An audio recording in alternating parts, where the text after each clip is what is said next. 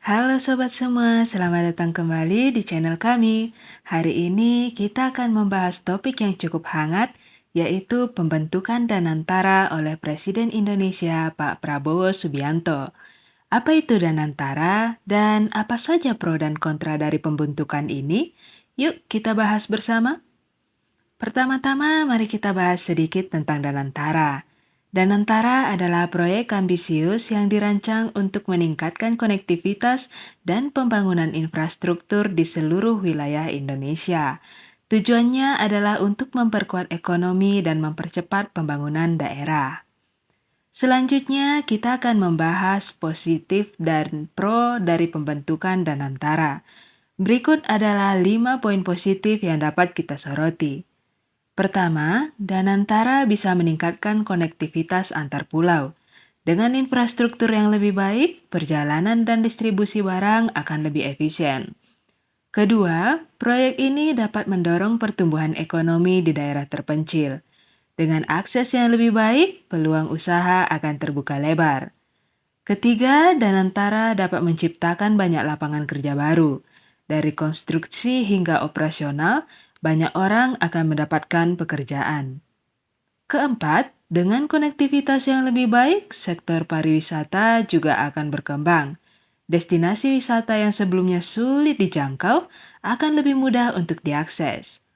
Terakhir, proyek ini bisa memacu inovasi dan penerapan teknologi baru dalam pembangunan infrastruktur. Meskipun demikian, tidak semua orang setuju dengan pembentukan Danantara. Berikut adalah 5 poin kontra yang perlu kita pertimbangkan. Pertama, biaya pembangunan yang sangat tinggi bisa menjadi beban bagi anggaran negara. Apakah kita siap untuk investasi sebesar ini? Kedua, proyek ini dapat berdampak negatif pada lingkungan. Pembangunan infrastruktur seringkali mengorbankan hutan dan ekosistem yang ada. Ketiga, ada kekhawatiran tentang potensi terjadinya korupsi. Sejarah menunjukkan bahwa proyek besar seringkali rentan terhadap penyalahgunaan anggaran.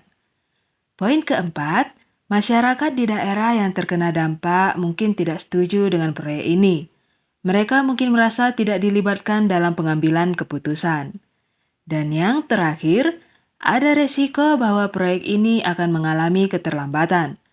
Pengalaman sebelumnya menunjukkan bahwa proyek infrastruktur sering sekali melampaui jadwal penyelesaiannya.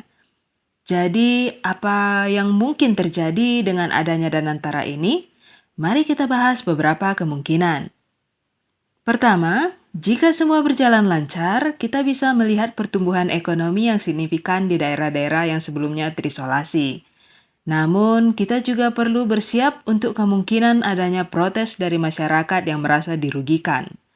Ada juga peluang untuk mengembangkan teknologi hijau dalam proyek ini, yang bisa menjadi contoh bagi proyek-proyek lainnya. Namun, jika tidak dikelola dengan baik, kita bisa menghadapi krisis lingkungan yang lebih besar. Dan terakhir, proyek ini bisa memicu perubahan kebijakan di sektor infrastruktur, baik positif maupun negatif. Jadi sobat, itulah pro dan kontra dari pembentukan Danantara oleh Presiden Prabowo Subianto.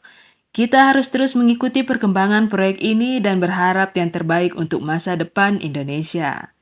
Jangan lupa untuk like, komen, dan subscribe jika kamu suka konten ini. Sampai jumpa di video selanjutnya.